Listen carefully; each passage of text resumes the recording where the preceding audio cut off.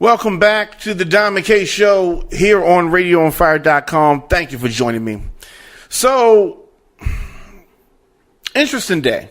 I had a very interesting day. Had some great meetings. Met with some very, very powerful people in regards to the local scene here in Baltimore. So I'm going to be speaking on that pretty soon. So I had a chance to check out the interview that Dapper Dan did on The Breakfast Club. And I thought it was a pretty good interview. Angela Yee did not talk that much. She was listening. But Envy and Charlemagne, they had some decent questions. I wish some of the gentrification conversation could have gone on more. But all in all, I thought that it was a very powerful interview, and I've been having some conversation on social media about it, and I wanted to bring it to the show and talk about it. But before we do that, definitely encourage people to become a premium subscriber here at RadioOnFire.com. Go to RadioOnFire.com/join. Over 21 original programs here, and you can support independent journalism. Radio on Fire is the voice of urban America. So we're going to differ from mainstream media. We're going to be talking about stories that are important to the urban culture, urban experience, and you can support everything that we do here by becoming a premium subscriber. RadioOnFire.com/join. So back in the 80s, Daniel Day, better known as Dapper Dan, made a name for himself selling the leather jackets, track suits that had the bootleg, that's what it was, logos of Louis Vuitton, Gucci, Fendi. He's from Harlem, so I mean, you know how Harlem cats can be. So he had a swag and had a whole like just a whole way of carrying himself. So he had a boutique in Harlem that drew street people, athletes, hip hop artists, Mike Tyson, Salt and Pepper, LL, all of the big names at the time, and the street figures had things done by Dapper Dan. What does that mean exactly? I'm explaining to you. So Dapper Dan, if you have, you would see pictures of cars, and the interior may have a Fendi or Gucci or something like that, the logo. Inside the interior, Dapper Dan did stuff like that. He would take a coat that you've never seen in a Gucci or a Fendi type of coat, but he would make it and put their logos on it, put his spin on it. And this created a lot of the hip-hop fashion that we would see later on. And he would charge a lot of money for it. Eventually, his store was raided and shut down for trademark infringement. And this didn't happen until 1992. But that's what it means. He would say people had a Dapper Dan set. And Dapper Dan was an older guy, born in 1944. So anyway, Dapper Dan, as I said, he did this interview with The Breakfast Club. Now, his style, it is, not debated that he really brought a lot of fly fashion to the game. A lot of his styles copied a lot of his vision. But the interview, for me, exposed who he really is. And the mindset that he has can be harmful to our culture. Why do I say this? Take a look at this clip. And why don't we create our own brands where we don't have to ask Louis for anything? I'm saying we could have made any black brand just as powerful as we made Gucci. See, you know what? That goes back to the argument with Du Bois and Booker T. Washington. What you guys don't understand is we will create a Jim Crow economy. A Jim Crow economy. let me tell you what I'm talking about. You know what Booker T. Washington was saying, like, we could be equal like the fingers on the hand. No, we ain't gonna never be equal. I come out with a luxury brand. I don't have the power to make the moves like that. So, as you can hear, Dapper Dan, being as influential as he was as far as the fashion designing that he did, he never really had the confidence, even now, does not have the confidence to stand on his own. Why do I say that? What do I mean by that? I mean that you have a guy who could have, he was old enough to, he had read enough books, let him tell it. He could have taken his style of sewing, logos on clothes. He could have sewn a D and a D, DD together on clothes and done that whole thing. Instead of taking these Italian fashion houses and ripping off their logos and putting it on stuff, he could have done that and built the DD, Dapper Dan brand up even more. But he didn't. You know why? Because he didn't have the confidence in order to do it. He didn't think that the black brand could stand on its own. So he had to rip off the Italian brands. That's the source of this. And I feel very strongly about this, and I have a major, major problem with it.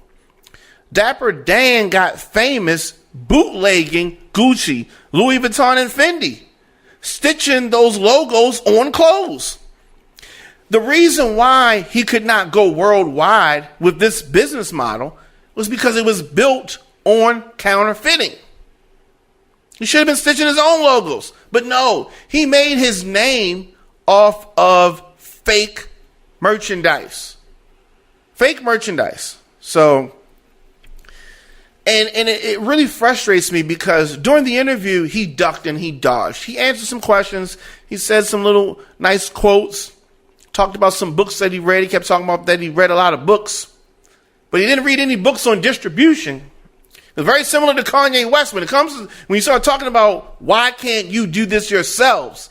These have this slave mentality. I can't make it without master. I can't do it. The mountain's too high for me to climb.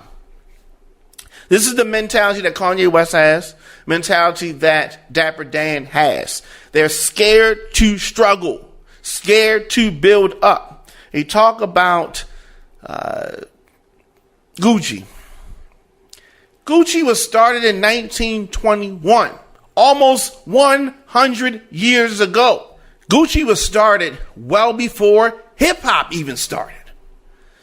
And in order to build up a brand name, you have to put in work. And I'm not talking about 4 or 5 years. I'm not talking about 10 years. I'm talking about a lifetime. And then when you pass on, your next of kin or whoever, they pick it up and they keep pushing it. That's how this thing goes. The guy who created Gucci, his name is Gucci, he was born in the 1800s. So when we come and try to create a brand and think in 5 years, 10 years, you can put in work, that ain't enough work. You got to keep building.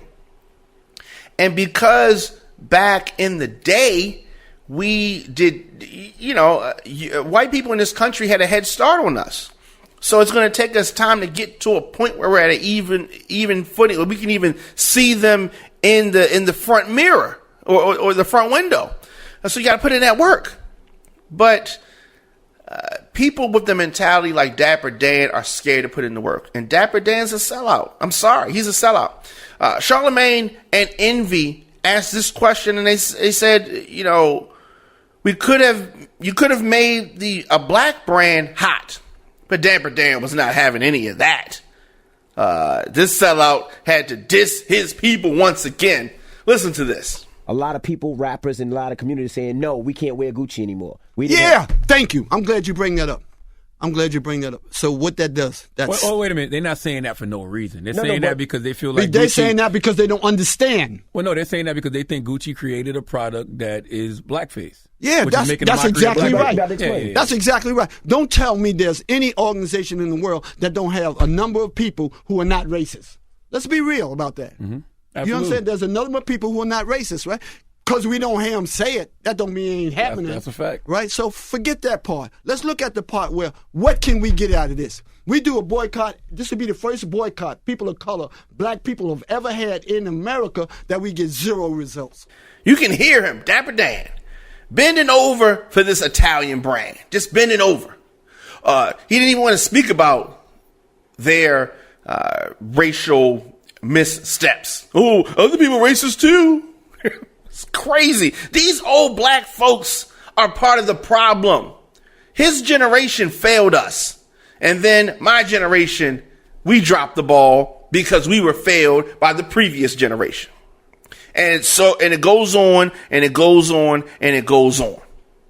People like him and Kanye West, whenever you challenge them on about them taking their brands global, they say the same thing. We can't do it without the white folks. We can't make it. You know what I mean? And counting other people's pockets. Scared to grind. That mentality is what has him now working for, he wants to call it a partnership, but he is working for the very companies that he was ripping off, and those companies essentially put him out of business. And now it's come full circle, and this culture of them ripping each other off with ideas and trademarks, now he's working for them. Take a look at this. How you going to boycott something? You walk away because you insulted and you end up with zero? You can't be no hero. But what did Gucci do to fix it? Because, we said we They implemented a whole plan. Thank you. Thank you. Yeah. We have a change makers program. Dapper Dan comes from a generation that thinks everybody else's stuff is better than black people's stuff. So when I say stuff, what am I talking about?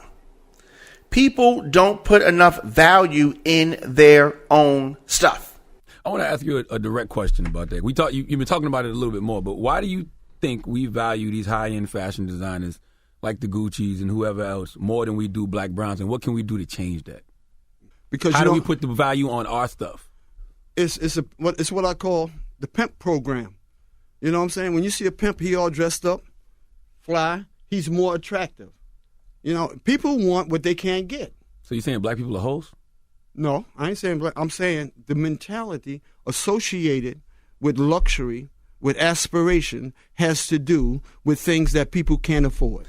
Dapper Dan kept talking about during the interview, and I'm beating this because I want people to understand this. Dapper Dan kept saying in the interview, he didn't want to just sell to black people. He wanted to sell to more people. He needs acceptance from Asia. He needs acceptance from other Europeans and blah, blah, blah, blah, blah. When black people are the biggest consumers. So what that Asian people are breakdancing now? Okay, that's cool. That's fine. That's nice. But if we don't harness the buying power of the black community, what is it? It's just Dapper Dan has that mindset that the integration came from. And you know how I feel about integration. That mindset that they had to have the white-only pie. They wanted that pie. The black pie wasn't good enough for them. And what they don't understand is that the people Gucci doesn't value Dapper Dan. They are using him. And when he's all used up, all worn out, they're going to throw him away. They're going to throw him away. Watching Dapper Dan defend Gucci after the blatantly disrespectful things that Gucci has done over and over again was very disappointing. All the books that he read, you would think he would have read something on distribution instead of acting like the same brands that he's idolizing did not have a starting point. Let me know your thoughts in the comment section. Instagram, Facebook, Twitter, at The Dom McKay Show, at Radio on Fire. Of course, thank you for joining me. Hit the subscribe button, hit the share button, hit the like button. I will see you guys tomorrow.